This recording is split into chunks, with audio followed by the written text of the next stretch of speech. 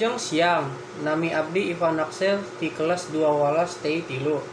Sareng dina video, ieu abdi bade nyarioskeun nganggunaan salah sahiji budaya anu aya di Jawa Barat, nyaeta Kudarenggong. Kudarenggong nyaeta seni pintonan helaran anu asalna ti Kabupaten Sumedang. Kecap renggong marupa metatesis tina kecap ronggeng anu hartina kamonesan atau keahlian cara lempang kudu anu dilatih nari jeung nuturkeun wirahmah musik anu dinominasi ku kendang. Kasenian ieu mindeng dijadikeun hiburan pikeun prosesi anak sunatan, narima tamu kehormatan, ngarayakan lebaran, jeung ngagelar acara dina acara atau festival. Zaman baheula, Kudarenggong mimiti muncul di desa Cikurubuk, Kacamatan Buah K2, Kabupaten Sumedang. Sarta katelahna kuda igel atawa kuda tari. Ieu kasenian teh mangrupa pintonan rahayat dina wangun helaran, parade atawa karnival, nu mintonkeun hiji nepi ka 4 kuda. Dina kamekaranana, Kudarenggong ngalaman perkembangan anu cukup pesat, sarta sumebar ka sagala rupa wewengkon di kecamatan jeung luaran Kecamatan Buah II jeung Kabupaten Sumedang.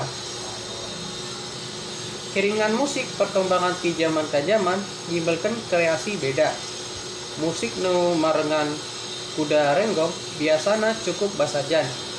Alatan kawetasenan kamampuhan alat musik nu dipiboga tur kualitas alus. Alat musik anu dipake nyaeta gong, tarompet, kemprang, genjring, kedang, kecrek. Ditambah pamawa speaker, saperto speaker, jeung mikrofon.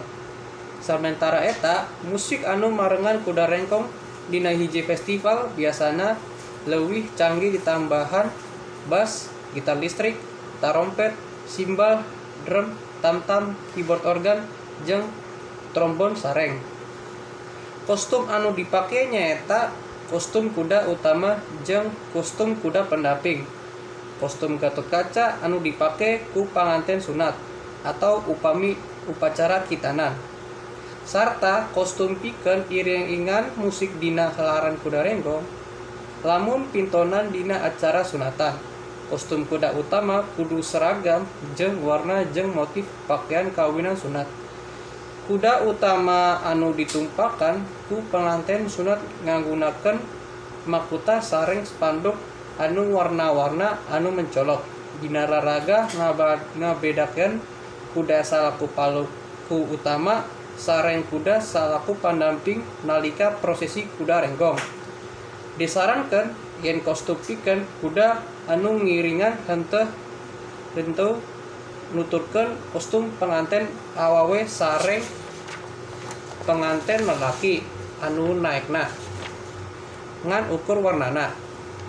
Warna anu dipake disaluyukeun jeung warna anu geus disalayuun kan ku kalawarga ngalaksanakeun hajatan.